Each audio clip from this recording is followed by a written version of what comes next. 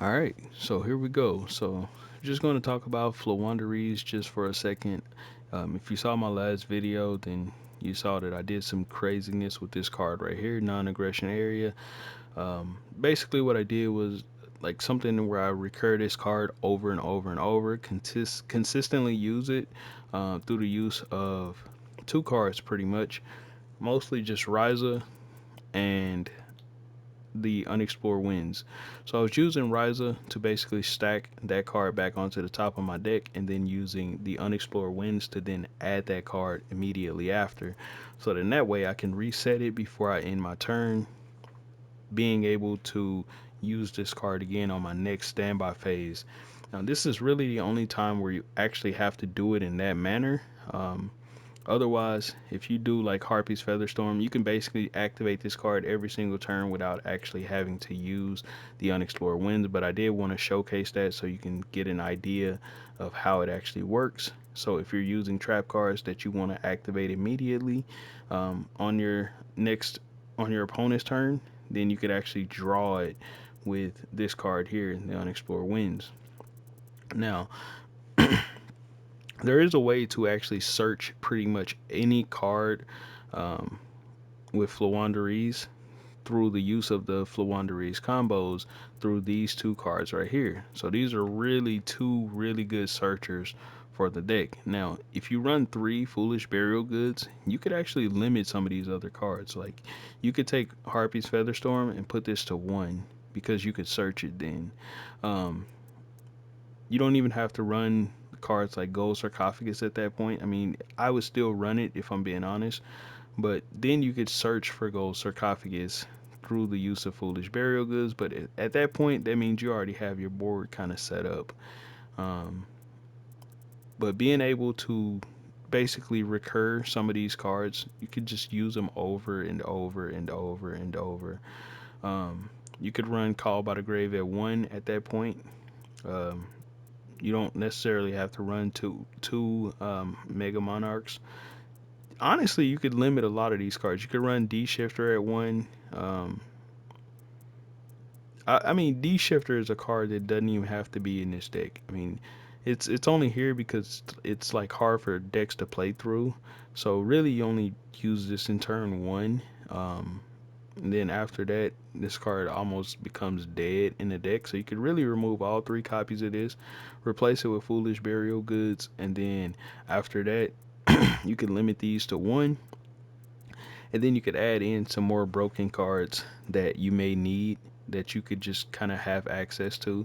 So you could always have like basically it's like a searcher for like if you wanted Harpy's Feather Duster, like if you're playing Eldritch, Raigeki, if you know that the deck's gonna become a problem over time because you know it's Eldritch but they haven't flipped Skill Drain yet, you can Foolish Burial Goods, Harpy's Feather Duster, and then basically loop and add Harpy's Feather Duster back to your hand with Ryza, and then you could just Harpy's Feather Duster them every single turn. You could just do it over and over and over. Your opponents really won't be able to stop you at that point. You could Raigeki them every single turn. There's even some more like really broken interactions that you could do as well, to where you could play this card like Mind on Air. Basically, you could set up your board. Your board would just basically be set up using like Barrier Statue of the Storm Winds plus setting up something like Impin. Once you get those two cards onto the field, then on your next turn, I mean, your opponent's going to try to attack over it. You just use Ryza, bounce it back, whatever they normal summon. Then they pretty much have to pass turn, and then after that, you just summon Mind on Air if you hard drew it. Um, Once you summon Mind on Air, you could see what your opponents are playing, and then if you run cards like Mind Crush, Prohibition, um, Sales Ban, all kind of cards, whatever, if you run a bunch of different cards where you could declare a name and then they can't activate or play that card or they have to discard it or something like that, basically, like they won't be able to make plays. Like you could force them to brick. And the funny thing is, this deck already can force your opponents to draw bricks. So being able to force them to have a hand that's just completely bricked by getting rid of all the consistency cards, by seeing what they have and then just removing those cards or making them unplayable through cards like Mind Crush, and then being able to loop it to where if they have multiple copies of it, it's even harder for them. So like if they have like two copies of um, Maxi in their hand, two copies of Ash Blossom or something like that, you could basically make them discard like both of them. Or if they have three of something, you can make them discard all three, and then you can stack cards that are like really worthless in their hand back onto the top of the you could basically take a card from their hand that's worthless, discard it, stack it back on top of the deck, force them to draw it, and then they're basically drawing a brick at that point because like Maxi is dead. So some people, what they'll do when they see they're playing Floowandereeze, they actually won't even like play Maxi, so then that way you can't force them to draw it. Well, if you know that they have it in their hand with Mind on Air, you can use something like Mind Crush and force them to actually discard that card. Now, when they discard it, you can basically stack it back on top of their deck, and then when they go to draw, they draw Maxi, and then you can just loop that and force them to do that every single turn. So if they completely draw a brick hand where they can't do anything, and you see that that's what they have with Mind on Air, you could force them to continuously brick over and over and over, and they'll never be able to do anything about it, all the way until either you run out of cards or they run out of cards. And the funny thing is, um, you could be attacking this whole time. Sometimes when I'm doing it, I'm so much into having fun with the combos that I actually even forget to attack. I just like the trolling aspect of it, where you're basically forcing your opponents to brick and like just recurring cards that normally wouldn't be able to be recurred. I mean, could you imagine being able to recur a card like Pot of Greed? Being able to use Pot of Greed every single turn, draw two cards, put it back onto your top of your deck, draw it, draw two more cards um, in the same turn. So basically, you're drawing four cards. Then on your opponent's turn, put it back on the top of your deck again. Then once it's your turn, you draw two more cards and just recur the effect over and over and over to the point of where you're just drawing so many cards because you could activate it, stack it back on top of your deck in your same turn, draw it again with unexplored winds, then draw two more cards. So it's like it would be really broken, which is why I see why the card's kind of banned. Well, this deck would allow you to do crazy stuff like that if something like that was unbanned. There's also some more cards here. I'll kind of scroll through these so you can kind of get an idea of some of the broken stuff that you could do. I mean, if you just kind of think about some of this stuff, like Red Reboot, being able to use Red Reboot every single turn against your opponents, especially if they're playing something like Eldritch, this would absolutely just devastate them. Um, a card like Card Destruction, making your opponents discard their entire hand pretty much every single turn. Super funny. And I know you might be wondering, well, if they discard their entire hand, you discard your entire hand, how do you guarantee that you're gonna draw a Floowandereeze card? Well, I can show you exactly how you do that. Shree and Toucan, basically these two cards, every single time that you banish something and then activate this card right here to basically grab something, all you have to do is do it with Avid of Adventure. Avid of Adventure, you loop Avid of Adventure, you banish it, add it back to your hand, and then once you get this Card Destruction right here, basically you can add this card back into your deck. Just put this card straight back into the deck. This is the card you would put in the deck instead of your opponent's card. And then basically, Card of Destruction, you put it back on the top of your own deck, and then use Avid of Adventure to basically search for. Um, you can search for Eglin if you want to. Banish like Toucan or Stree. Search Eglin. Use Eglin to re-grab the riser that you put back into your deck, and then you could just basically loop Card Destruction over and over and over, forcing your opponents to pretty much discard everything they got over and over and over. You can do this every single turn. Your opponents won't be able to do anything about it. They just pretty much lose. It'll probably piss them off. and you'll still be able to set up like some crazy ass boards and play with your Floowandereeze, and they won't really be able to do anything. Cross-out designator, same thing. You could loop this card. All of these cards that are like really simple, like the spell cards, they're even easier because you don't even have to use the unexplored winds to basically redraw them like trap cards, to where you can reset them before your opponent's turn and then use them on them. You could just literally just put these cards, stack them back on the top of your deck during your opponent's turn, and then when your turn comes, you already have it. So having access to Raigeki, Harpy's Feather Duster every single turn is like super powerful.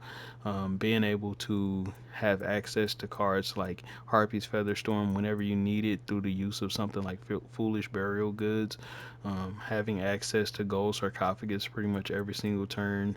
Um, it's I mean, you could basically put cards in there that you know, like one card of whatever you think like you may need at some point in any matchup, and then you can just search that card out with Foolish Burial Goods when the time comes, if that makes sense. So you could take out all of these right here, and then just put Foolish Burial Goods in, and then just drop two of these out. Put Harpy's Feather Duster, and maybe Raigeki in there or something. Take out maybe one of the Maxis, and just replace it with something that you would think makes more sense for you. I mean, you could do some really broken stuff with this deck. I mean, you guys have been seeing people do like Rongo, where you could basically summon Rongo out. If you've seen my videos on Rongo, summoning Rongo, it's like some really broken interactions there. And let me kind of just scroll through the cards so you can see like some of these cards can just be added in. You don't even have to recur them.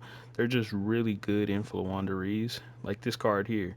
Um, all level 6 or higher monsters can't be special, or that are special summoned, can't declare an attack or activate an effect. Imagine you play this card right here, and you can still do everything. All your monsters can do everything. Your opponent's monsters can't do anything.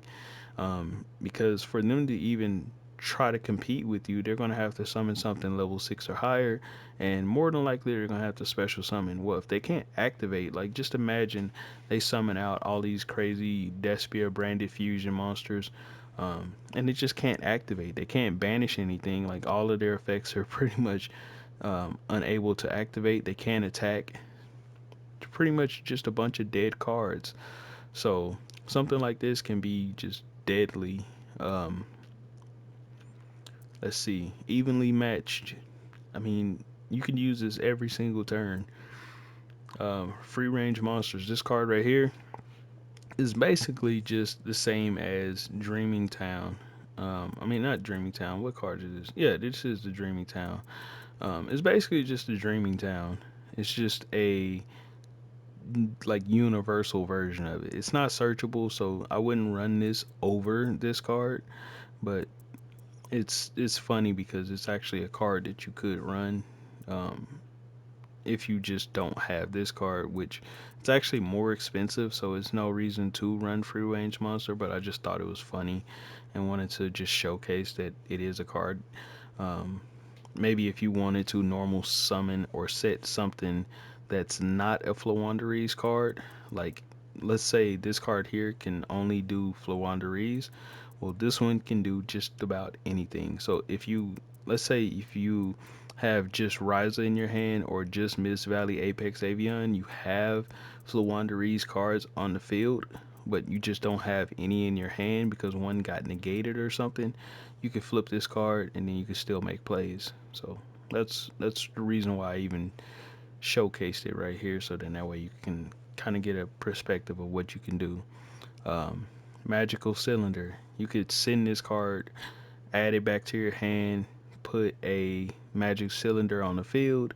Um, your opponents now they can't really attack because I mean, of course now if they do, they're taking double damage. Solemn Judgment. You can Solemn Judgment your opponent every single turn. Basically, they'd have to pay half their life points. Pretty much every single turn. Sorry. Huge Revolution is over. basically this is a good card to just run in the deck anyways, because most of the time, like when you get your board set up, most of the time you have two spells, two traps on the field. Usually the two spells would be like map and the Dreaming Town, um, and maybe some back row or something like that. But most of the time it's like map and the Dreaming Town. By the time they get their turn, so they try to Harpy's Feather Duster you or Raigeki you or use like um, uh, something to pretty much just wipe the field. And if you got two monsters on the field, then it would destroy two monsters. So it just says two cards. If it would destroy two or more cards, you can negate the activation. If you do, banish the card. So it's a good way to basically stop them from using Lightning Storm, Raigeki, or Harpy's Feather Duster against you when you got your board kind of set up. Cloak and Dagger. This card right here is just one of the declare name cards. If your opponent has a card in their hand that you don't want to hit the field, activate Cloak and Dagger, declare that card's name, and then when they go to place that monster on the field, they have to remove it from play. And then once that card is removed from play, if you want to get this card off the field and then actually stack it back onto the top of your deck and then use it again, you can do that too. So, pretty interesting way where you could just, I mean, honestly, you could just destroy your own card or just add it back to the deck or whatever. Like, let's say if you search it with Foolish Burial Goods, basically what you could do, stack Foolish Burial Goods back on top of the deck, send this card back into your deck with Ryza, and then just put it back in the graveyard with Foolish Burial Goods on, and then just grab it again with Ryza, and once you do that, just put it back, set it again. I mean, you wouldn't be able to do that in one turn. It would take you a couple turns to be able to do it, so you probably wouldn't be able to activate it on your opponent's turn right away, um, because of the way that you would have to do it. But at least you would be able to use it again. Like, you can recur this card. But because you would have to do multiple effects, and since it stays on the field, I mean, you could always run like some kind of removal to pop your own card, but then, like I said, you still would have to have two cards to do that, anyways. So that is a way to do that. Um, let's see. So Harpy's Featherstorm is actually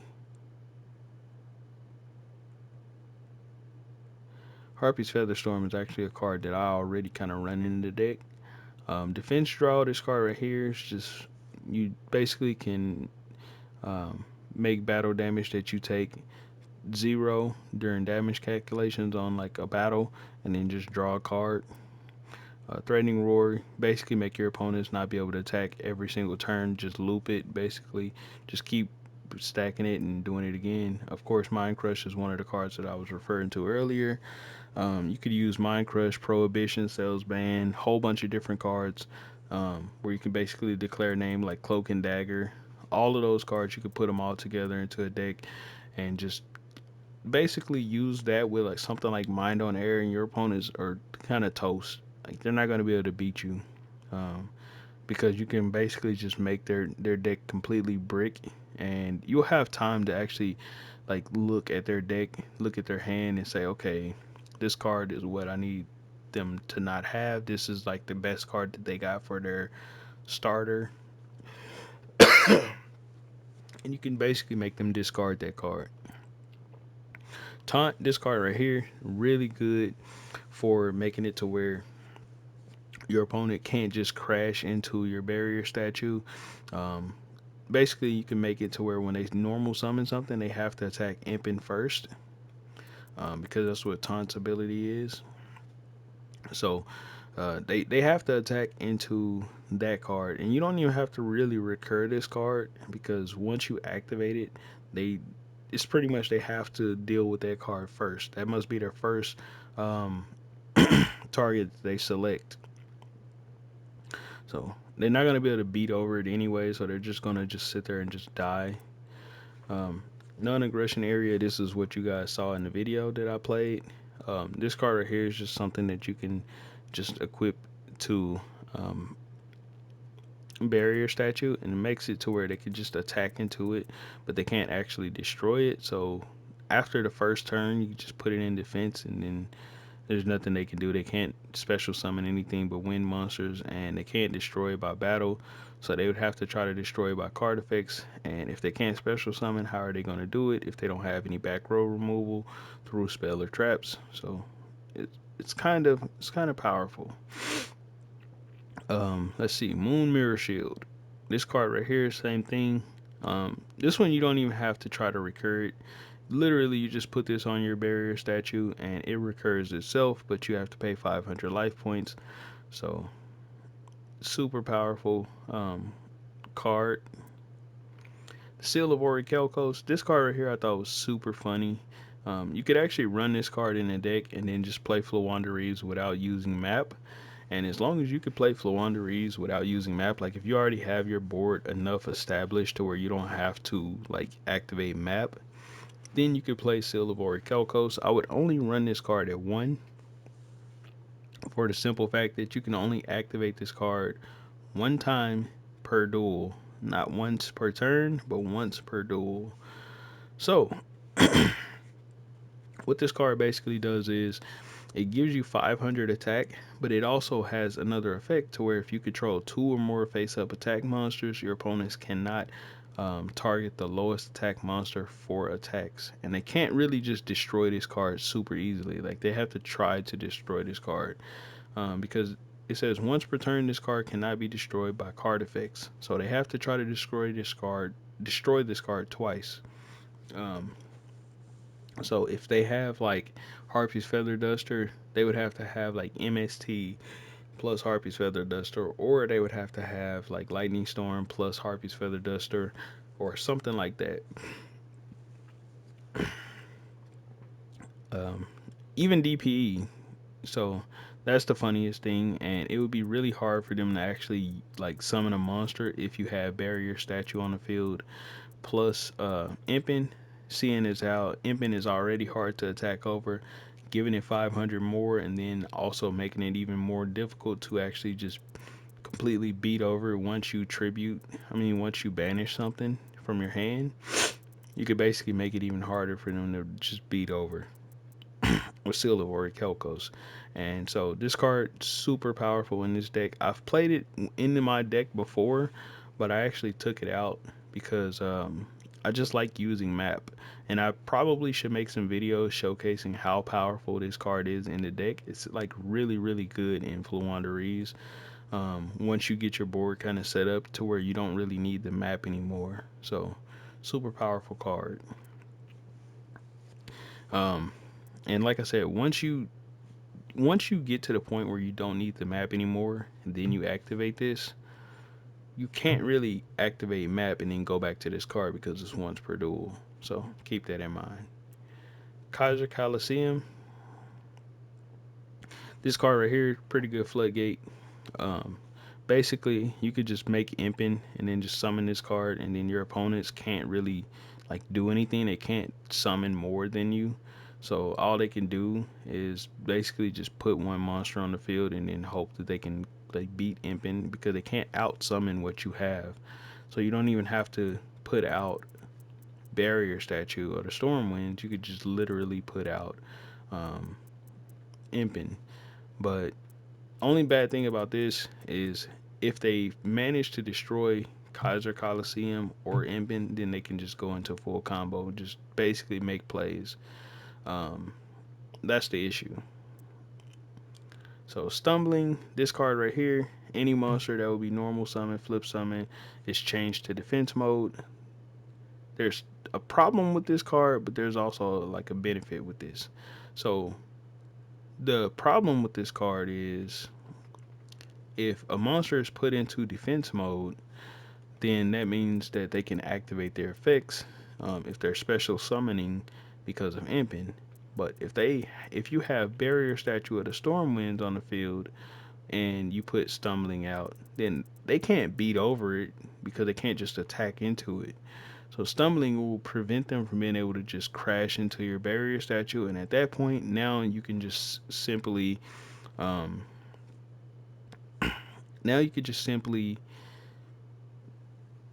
force them to have to pass turn without being able to just crash into your monsters. And since your board was set up first, you can then put your monsters into attack position after, because it says any monster that is normal summon, flip summon, special summon is changed to defense position, meaning that after they're put into that position, then they can be changed back after. So that's kind of how it works. So this is kind of like an opening hand card that you would want to play. It's not going to change monsters that are already fit on the field, and it's not like a lingering effect to where all monsters automatically stay into defense. It's just when they first um, come onto the field. Then we got Magic Cylinder, which kind of speaks for itself.